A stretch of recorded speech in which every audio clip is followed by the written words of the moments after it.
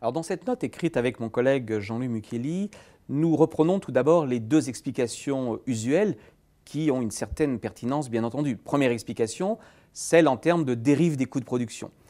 Comparativement à l'Allemagne, la France a connu une dérive de ses coûts salariaux unitaires depuis une dizaine d'années.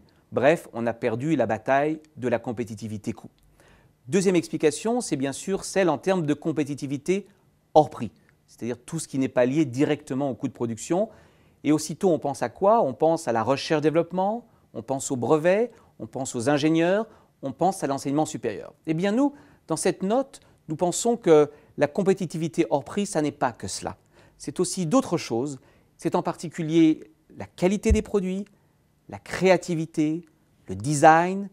Et au fond, le message que nous souhaiterions faire passer dans cette note, c'est que la compétitivité peut être l'affaire de tous, et pas seulement de ceux qui ont la chance de devenir ingénieurs, de devenir chercheurs ou d'aller sur les bancs de l'université.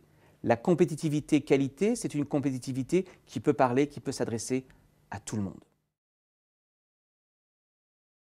Nous voyons principalement deux limites. Première limite, cette politique repose sur une équation un petit peu sommaire, innovation égale recherche-développement, monde des ingénieurs, monde des chercheurs. C'est bien sûr juste. Pour autant, on ne peut pas réduire l'innovation à cela. Celui qui invente une nouvelle paire de lunettes, comme savent le faire très bien les Italiens, il innove également. Donc ne réduisons pas l'innovation à quelque chose finalement d'élitiste et qui se résumerait à de la recherche.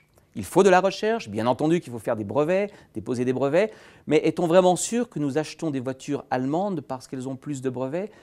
Est-ce qu'on n'achète pas plutôt des voitures allemandes parce qu'elles ont du design, parce qu'il y a une qualité de production, une qualité de service après-vente? Et puis nous voyons une deuxième limite à cette politique qui met l'accent uniquement sur la R&D et l'enseignement supérieur, c'est le fait qu'elle ne s'adresse pas à tous les Français. Quel message délivre-t-on aux 50% d'une génération qui n'auront pas la chance d'aller sur les bancs de l'université? Quel message délivre-t-on aux 120 000 décrocheurs?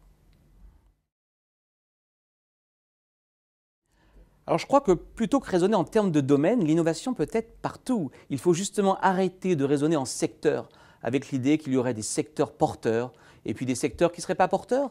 Prenez l'exemple des jeux vidéo. Le jeu vidéo est une industrie extrêmement créatrice et c'est une très bonne clé d'entrée dans le numérique. Que constatons-nous? Les meilleures formations à cette activité sont situées en France. Nous avons des leaders mondiaux, mais tous les développeurs ont quitté la France pour rejoindre notamment le Québec. Autre exemple, l'industrie du luxe. Nous sommes, si j'ose dire, les champions du monde de l'industrie du luxe et nous n'en parlons pas assez. Cette industrie du luxe, nous pouvons encore la doper en misant notamment sur la qualification, sur l'excellence de la main, ce qui suppose une politique de formation qui donne envie aux jeunes d'investir ces métiers-là.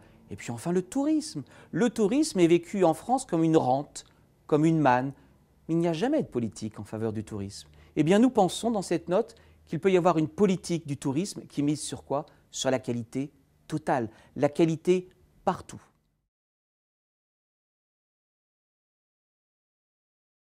Je pense qu'en France, nous avons une vision finalement assez élitiste de ce qu'est l'innovation. L'innovation serait finalement l'affaire exclusive des chercheurs et des ingénieurs. Dans le jeu vidéo, vous voyez bien qu'il y a peut-être ce côté divertissement qui ne donne pas suffisamment de crédit. Mais ne raisonnons pas en opposition recherche, non-recherche. Raisonnons en création de valeur. L'industrie du jeu vidéo n'est pas dépendante du pétrole, elle n'est pas dépendante des matières premières, elle ne repose que sur une chose, la créativité et le talent. Si nous élargissions finalement notre vision de l'innovation, nous apercevrions qu'en France, nous regorgeons de secteurs extrêmement créatifs. Je crois que les Français perçoivent la mondialisation de manière très dichotomique. Lorsqu'ils sont qualifiés, ils la vivent très bien, puisqu'ils sont deux fois gagnants comme consommateurs, via des prix moins chers, mais également parce que leurs produits sont exportés. Pensons aux salariés d'Airbus. Eh bien, dans notre note, nous voudrions une mondialisation qui s'adresse à tous les Français, y compris à ceux qui n'ont pas la chance d'être ingénieurs ou chercheurs. C'est donc en misant sur la qualité est une notion qui s'adresse à tout le monde. Celui qui mise sur la qualité dans le tourisme, celui qui mise sur la qualité dans ses produits, eh bien non seulement il ne va pas être victime de la mondialisation, mais il va voir la mondialisation sous un jour complètement différent. C'est un petit peu La compétitivité qualité, c'est un petit peu la mondialisation à l'envers. C'est l'ouvrier qualifié qui est mis à l'honneur et qui exporte en Chine. On redonne du sens et on redonne de la fierté à ceux qui vivaient la mondialisation uniquement sur le mode de l'exclusion. Le message principal que nous essayons de faire passer dans cette note, c'est que pour miser sur la compétitivité qualité, il faut miser sur la qualification de tous. Alors vous me direz, ça c'est assez évident. Oui et non, parce que souvent quand on pense qualification, on pense justement aux plus qualifiés. Or nous disons quoi? Nous disons qu'il faut que tout le monde sache lire, écrire. Ça veut dire qu'il faut lutter contre l'illettrisme. Ça veut dire que finalement il faut donner plus à ceux qui ont peu. Cela veut dire par exemple au niveau de la formation professionnelle qu'il faut l'orienter sur les peu qualifiés, alors qu'aujourd'hui elle bénéficie paradoxalement à qui? Plutôt à ceux qui sont déjà qualifiés. Au fond, le message que nous faisons passer, il n'y a pas de qualité des produits s'il n'y a pas de qualification des hommes, de tous les hommes. La compétitivité qualité, me semble-t-il, a d'autant plus de sens dans un pays comme la France que la France a une image très forte, que l'on sous-estime parfois, très forte à l'étranger. La France est très associée à la notion de créativité, d'originalité, et nous pensons que cette créativité, cette qualité pourrait trouver une force, notamment pour les PME, qui sont peu connues ou moins connues à l'étranger, grâce à une marque.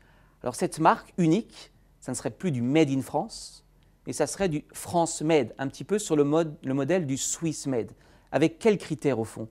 Le critère de la valeur ajoutée. Ce qui est important, ce n'est pas de savoir si le produit a été assemblé en France. Ce qui est important, c'est de savoir où est-ce que la vraie valeur a été créée. A-t-elle été créée en France ou a-t-elle été créée à l'étranger? Eh bien, dès lors qu'un producteur créerait l'essentiel de sa valeur en France, il pourrait afficher le France Made. Regardez Apple. Apple n'est pas un produit chinois. Pourtant, lorsque vous achetez un iPod, il est bien écrit Made in China. Mais au fond, la valeur ajoutée se trouve où? Elle se trouve bien sur le continent américain. Et ça serait aussi un moyen de redonner de la fierté aux Français en leur montrant que finalement la notion de France Made est un moyen de valoriser une image déjà existante, très forte de la France à l'étranger. Eh bien, contrairement aux approches usuelles qui pensent que la marque France doit s'adresser d'abord aux Français, pour les rassurer notamment quant à l'origine des produits, nous pensons que le premier but de la marque France, c'est de parler aux étrangers et de leur envoyer un signal de qualité en leur disant si vous achetez du France Made, vous achetez quelque part aussi une image et une qualité française.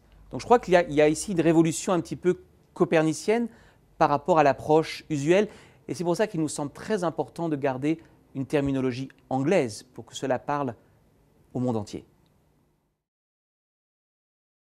L'excellence de la main, c'est un vieux sujet, on en parle depuis longtemps.